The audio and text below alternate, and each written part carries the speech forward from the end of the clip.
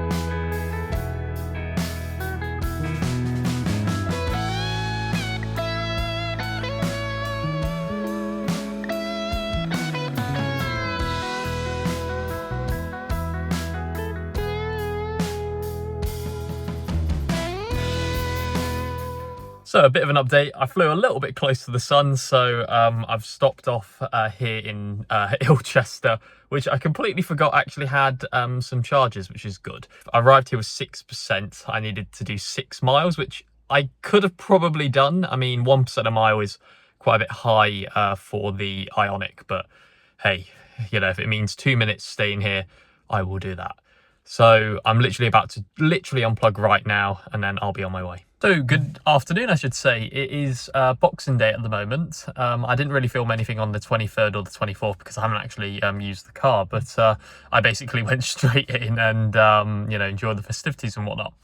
So in total, we have done 276 miles, and we've actually done 5 miles per kilowatt hour, which is much greater than what I would have expected from this car, in my opinion. The temperature was not particularly that cold. It was around 6 or 7 degrees Celsius, I think it was, but you know, it wasn't that bad, in all fairness. I mean, temperature has dropped ever so slightly today. I've just gone to go pick up a few bits and pieces, but yeah, it's done quite well. I did get a full charge, as you can see, so yes, I did fully charge using my parents' 3-pin socket. They're on Octopus Tracker actually, so I did the maths on it and it cost about £9.10, so not bad at all really for a full charge. I am going to be doing a little bit of driving around Yeovil, so over the next coming days, and then probably next time I'll update you is on the 29th when I head back up. So good afternoon, it is the 29th. I've decided to leave a little bit later than I normally do, just purely because I don't really have that much to do up in Hull, unlike previous occasions. And this time around, I'm also going back up to Grimsby, so it doesn't really matter when I left today. But so I did fully charge last night as well. I had to charge from 70 up to 100 because I did about 60 miles of driving throughout the week or so. I'm currently on how much again? It's 333.7 miles. So now I have actually set my destination for Leicester, which is approximately 180 miles away. It's a 3.5 hour drive according to Google Maps, but I have doubts. I don't think I'll make it for 2 reasons. First of all, I'll probably need the loo way before then. So if that's the case, I will obviously prioritize that and also find a charging spot as well. But the second thing is that I don't think this car at sort of 5-6 degrees Celsius will do 180 miles on the motorway. If my napkin maths is correct, I believe I will have to do approximately 5 miles per kilowatt hour in order to do that. But that is a lovely place as well. It's a Sainsbury's smart charge place. So it's obviously got Sainsbury's and, you know, toilet facilities and everything. So fingers crossed I will make it, but we will find out.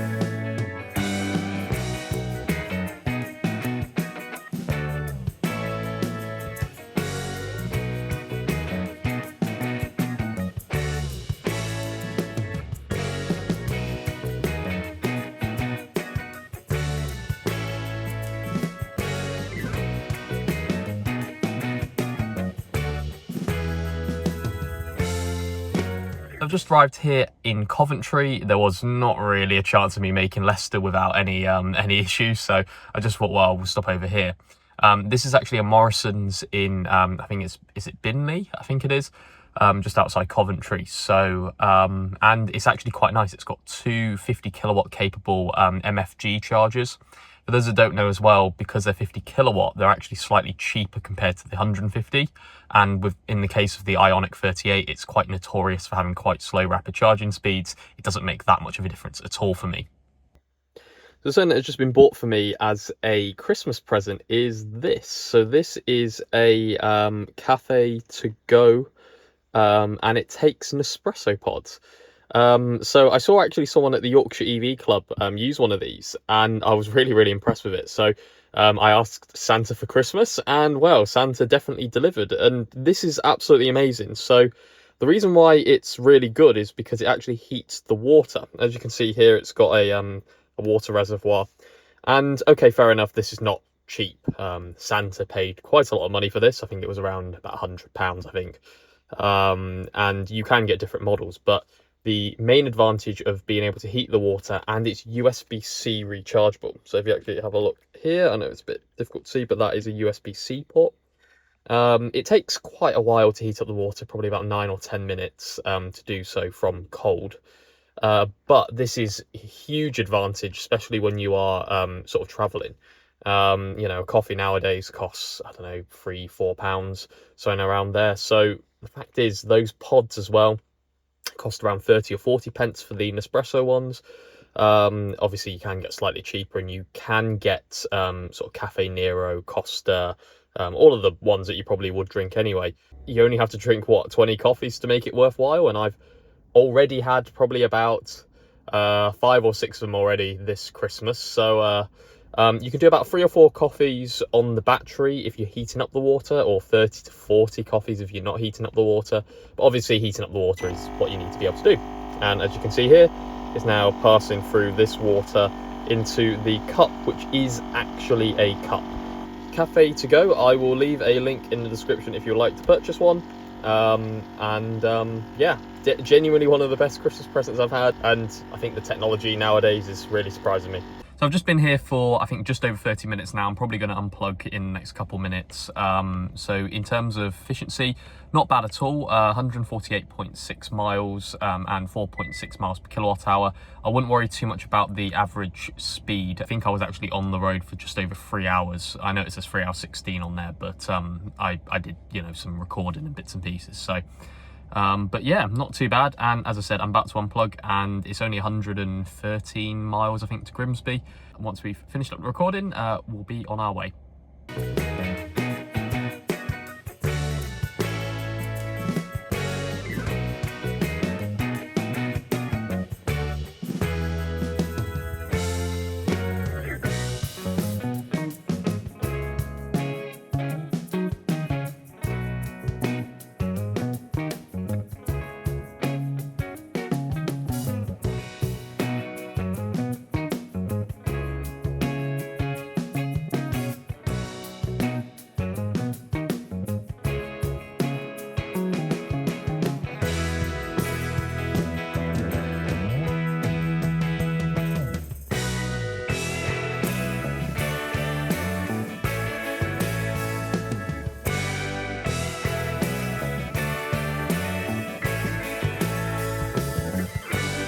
Okay, so we did make it home, no problems at all, really.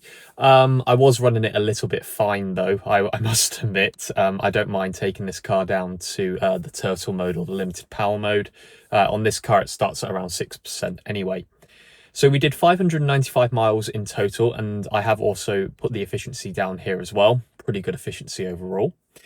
Now, the key bit is that I am going to assume that I did charge 40 kilowatt hours at home at 7 pence per kilowatt hour, so a total cost of £2.80.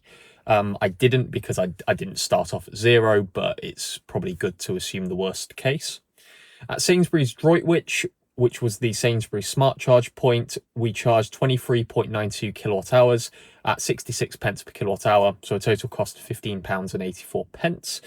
At my parents', I actually charged twice on their 3-pin socket. So I charged, assuming 40 kilowatt hours again, it would have been £9.10 at 23 pence per kilowatt hour. Parents, I charged again 12 kilowatt hours at 23 pence per kilowatt hour to get it from 70 to 100%. So £2.76 in order to do that. Finally, I charged up at Morrison's at Binley, which was by Coventry. That was an MFG 50 kilowatt point, and that was 24.67 kilowatt hours given at 63 pence a kilowatt hour. So that's £15.66. Finally, total cost would have been £46.16 in order to do the trip there and back. Now, to give a bit of context on this, a equivalent diesel would have to be doing around 83 miles to the gallon, including the town sections, in order to achieve that. In my honest opinion, pretty unlikely with any diesel realistically. I know that some of them can achieve those on sort of hypermiling, but yeah, fairly unlikely. And if you take my Hyundai i20 petrol, which used to do 48 miles to the gallon on average, that would be a total cost of £76. So again, quite a big saving there. Now, you might then be asking, yes, but what about the charging time? So if you take both charging times into account, so 36 minutes and 41 minutes, you end up with an hour and 17 minutes in total. Did I realistically spend an hour and 17 minutes charging? No. As you saw, I was doing other things. I went to the toilet, so I didn't have to hold the nozzle in the car in order to charge it and things like that. And on top of that, I went to go get something to eat as well. So I think you have to take that kind of figure with a bit of a grain of salt there. And on top of that, most of the time the car was waiting for me to finish up with things like lunch and answering emails that I needed to do and whatnot. So most of the time, even on probably one of the most slowest rapid charging vehicles that you can actually buy, the Ioniq 38, in my use case scenario, I don't really have that many issues with it. The car is normally done before I'm actually ready to go. So overall, pretty good. And again, this is my regular journey. I do this approximately 3 or 4 times a year, sometimes a bit less, sometimes a little bit more. I also do a lot more other journeys as well around the country. So I do head to London a lot more times than, if I'm honest, I'm quite surprised by the amount of times I do head towards London in a year. And overall, it is pretty good. So I think that's pretty much it for this video, and it's going to be the first of many road trips, I think, hopefully in 2026. As I mentioned to you, I'm not quite sure whether they're going to be members only videos or anything, but make sure that you are subscribed, hit that bell icon to be notified. The other thing as well is, if you can see this, please hype the video. Hyping the video pushes up the algorithm or something. The YouTube gods mention it. So it does help out the channel quite a bit if you can hype this video, if you have access to that. Be sure to like it if you like this video, dislike it if you didn't. Leave a comment below to let me know if you drive an electric vehicle and you do a regular long distance journey like I do, maybe to visit family, maybe to visit friends, for example, on a regular basis, and let me know how you get on. And I think that is pretty much it. So thank you for watching, and talk to you later.